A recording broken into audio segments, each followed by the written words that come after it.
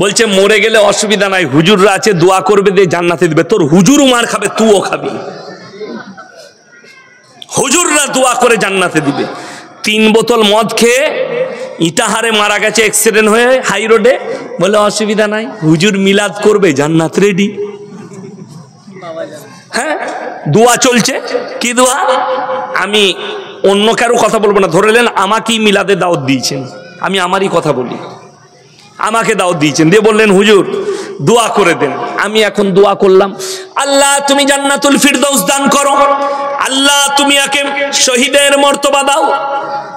হয়ে গেল দোয়া। খেতে বসেছি, দেশি মুরগি দিয়ে ভাত দিয়েছে। বাপ কি করে মরল বাপ? ছেলে বলছে হুজুর ছেলে খুব বদমাস, 3 বোতল মদ খেয়ে অ্যাক্সিডেন্ট করেছে। তোবা তোবা, কাকে জান্নাতে দিলাম বে আমি?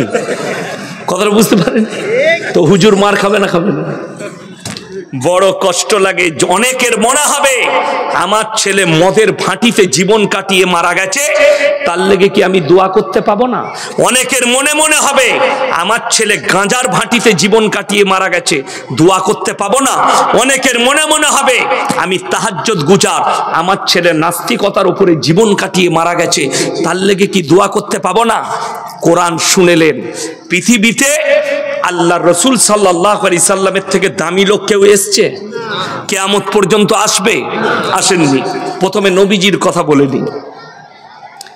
আমার নবী বিশ্ব নবীর কাছে একজন সাহাবী এসে বললেন, ইয়া রাসূলুল্লাহ, আপনার চাচা যান মৃত্যুর শয্যায় আছেন, যে কোনো সময় মৃত্যুবরণ করবেন। নবীজি ছুটে গেলেন। নবীজির কথা বলছি, আপনার চোখ দিয়ে পানি আসবে, এটা আমার বাপের গল্প নয়। নবীজি হাতটা টিপে ধরলেন, হে আমার চাচা, কলমাটা একবার পড়ে লাও, আমি আল্লাহর কাছে তোমার জন্য কেঁদে কেঁদে ক্ষমা চাইব। নবীজির চাচা বললেন, আমি যদি বার্ধক্যে কলমা পড়ি, লোকে বলবে মৃত্যু ভয়ে কলমা পড়েছে। আপনারা বলুন হিদায়েতের মালিক কে? আরো জোরে বলুন কে? হিদায়েতের মালিক হচ্ছেন একমাত্র আল্লাহ। আল্লাহ কোরআন পাঠালেন, ইন্নাকা লা তাহদি মান আহবাবতা ওয়ালাকিন্নাল্লাহা ইয়াহদি মান ইয়াশা।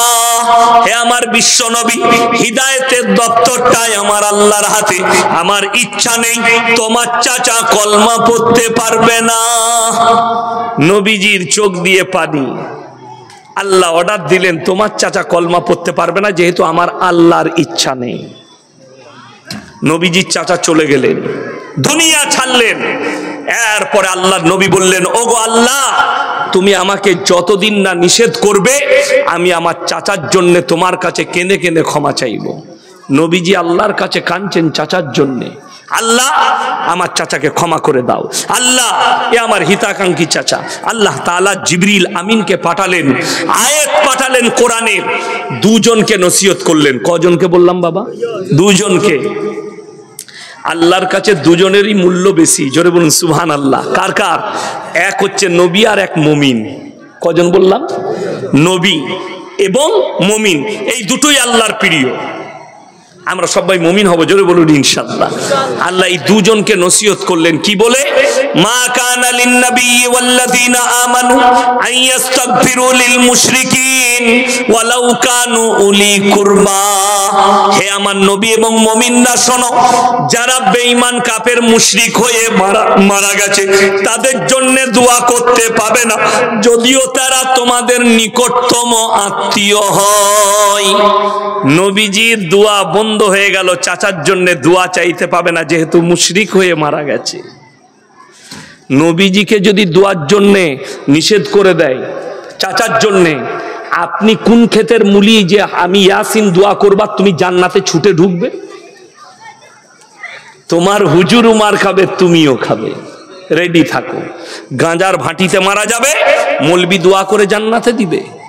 আপনি নাস্তিক হয়ে মারা যাবেন, চ্যালেঞ্জ ছুড়ে বলে গেলাম, কোন মৌলবি যদি স্টেজে এসে বলতে পারে কোন মুসলিম ঘরের ছেলে যদি প্রকাশ্যে নাস্তিক হয়, আল্লাহ বিশ্বাসী না হয়, না তার জানাজা পড়া যাবে, না তার দাফন কাফন করা যাবে। যদি বলেন কি করব, ও রাস্তায় না হলে নদীতে ফেলে দিয়ে আসুন, কুকুরে খাক, শুয়োরে খাক, মাটিতে পচে যাক, কবর দেয়া যাবে না, দাফন করা যাবে না। জানাজা পড়া যাবে না। জেনে শুনে যদি কোনো মৌলবি তার জানাজার নামাজ পড়ায়, সেই মৌলবিকে আল্লাহ কিয়ামতের দিনে কাঠগোলায় দাঁড় করাবে। যে আমার অবিশ্বাসীকে শুনেলেন, এইগুলো আমি একটাও মৌলবির দলিল দিইনি, একটা নবীর দিলাম, যিনি বিশ্বের শ্রেষ্ঠ পয়গম্বর। জোরে বলুন সুবহানাল্লাহ। এরপরে চলুন, এমন একজন নবী যিনি নিজের চোখে লাইভ নিজের সন্তানের মৃত্যু দেখেছে। আপনারা বলুন তো, আপনাদের এখানে পুকুর আছে না নাই? মাছ চাষ হয়, পুকুর আছে। পুকুরে যদি কোনো সন্তান পড়ে যায়, তার বাপ যদি পাড়ে দাঁড়িয়ে দেখে, সে ঝাঁপ দেবে না দিবে না? সে যদি সাঁতার নাও জানে তাও ঝাঁপ দেবে। সন্তানকে বাঁচাতে হবে, তার নিজের জীবনের ঝুঁকি দিয়ে সন্তানকে বাঁচাবে। শুনেলেন, নৌকার ওপরে নূহ নবী, তার সন্তান কিনান হাবুডুবু খেয়ে মারা যাচ্ছে। নূহ নবী আল্লাহর কাছে বললেন, আল্লাহ লা আসিমাল ইয়াউমা মিন আমরিল্লাহ, এটা আমার ওরসজাত পুত্র, তুমি একে রক্ষা করো। আল্লাহ তাআলা অর্ডার দিলেন, লামিনাল খাসিরিন, হাত নামাও। যে আমাকে মানেনি, আমার নবীকে মানেনি, আমার দ্বীনকে মানেনি, তার জন্য তুমি আমার কাছে আবেদন নিবেদন করবে না, তা না হলে তোমাকেও ক্ষতিগ্রস্তদের মধ্যে ফেলে দেব। নূহ নবীর হাত নেমে গেছে। আল্লাহ যদি নবীকে নিষেধ করে, সন্তানের জন্য দোয়া করতে পাবে না। ইয়াসিন কোন ক্ষেতের মুলি যে আপনি গাঁজার আসরে বসে মৃত্যুবরণ করবেন আর আমি আপনাকে দোয়া করে জান্নাতে দেব? কথাটা বুঝাতে পারলাম? বাংলা কথা বুঝছেন? হ্যাঁ, বাংলা কথা বুঝতে হবে। আমি গুদা বাংলায় বায়ান করি, কিন্তু দোষ একটাই, গাল খাওয়া বক্তা, লোকে গাল দেয়। ওই যে ইঞ্জেকশন দিই, আমার কথা তো ইঞ্জেকশন লাগবে, কিচ্ছু করার নাই, ওষুধটা সকালবেলায় লাগিয়ে দিবেন। আপনি যদি গাঁজার আসরে বসেন, আজকে ইস্তেগফার করুন। কোন মুসলমান জানে না মদ খাওয়া হারাম, গাঁজা খাওয়া হারাম? বলুন তো। পানির বোতল নাই স্টেজে, দেন একটা পানি। আপনাদিকে বলি, এই কাঁচা পেঁয়াজ খেয়ে মসজিদে যাওয়া যাবে?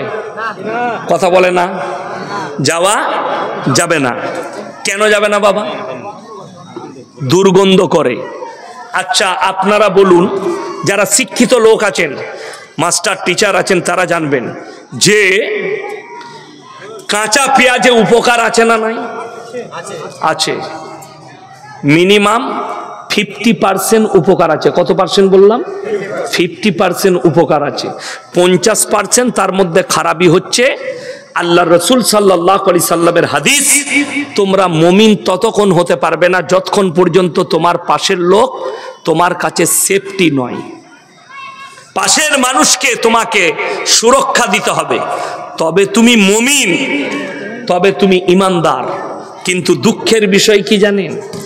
আপনি এটা বুঝেছেন যে পেঁয়াজ খেয়ে মসজিদে গেলে মুখে দুর্গন্ধ করবে, তাই পেঁয়াজ খেয়ে যাওয়া যাবে না।